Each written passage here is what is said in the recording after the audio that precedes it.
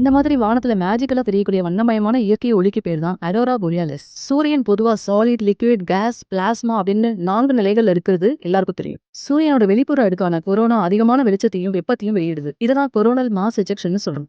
ஹைட்ரஜனும் helium high லெவல்ல இருக்கிறப்போ plasma ஒரு மாதிரியான ரப்பர் பேண்ட் மாதிரி ஃபார்ம் ஆகி எக்ஸ்பேண்ட் ஆக ஆக ஒரு கட்டத்துல பிரிஞ்சு நம்ம எர்த்தை நோக்கி வருது. இதுதான் சோலார் விண்ட், அதாவது பிளாஸ்மா விண்ட் அப்படின்னு சொல்றாங்க. பிளாஸ்மா பார்ட்டிகல்ஸ்ல அதிக அளவுல எலக்ட்ரான்ஸ் இருக்கு. எக்ஸஸ் எலக்ட்ரான்ஸை சூரியன் வெளியே தள்ளுறதா சொல்லலாம். பூமியோட மேக்னெட்டிக் ஃபீல்டு ஒரு பாதுகாப்பு வளையத்தை உருவாக்கி நம்ம இந்த சோலார் விண்ட்ல இருந்து பாதுகாக்குது. இந்த மேக்னட்டோஸ்பியர் பூமியோட பக்கவாட்டுல ரொம்ப ஸ்ட்ராங்காகவும் பூமியோட துருவ பகுதிகளில் ரொம்பவே வீக்காகவும் இருக்கும். சுமார் 80 லட்சம் km/h ஸ்பீட்ல வர்ற பிளாஸ்மா விண்டை கண்டிப்பா மேக்னெட்டிக் ஃபீல்டால தடுக்க முடியாது.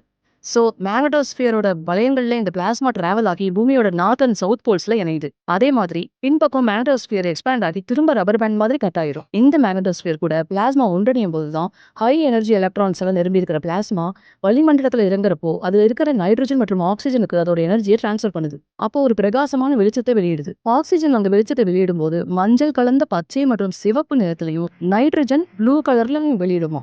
ஸோ நீலம், சிவப்பு, பச்சை கலந்த ஒரு மஞ்சள் நிறங்கள் எல்லாமே ஒன்று சேர்ந்து தான் கண்களுக்கு விருந்தா இந்த அரோராஸ் நமக்கு தெரியுது. நைட் டைம்ல வின்டர் சீசன்ல தான் ரொம்ப தெளிவா பார்க்க முடியுது. நார்த் அண்ட் சவுத் போல்ஸ்ல உள் பகுதிகளில் குறிப்பா ஐஸ்லாந்து, நார்வே, கனடா போன்ற இடங்கள்ல இந்த அரோரா borealis பார்க்க முடியும்.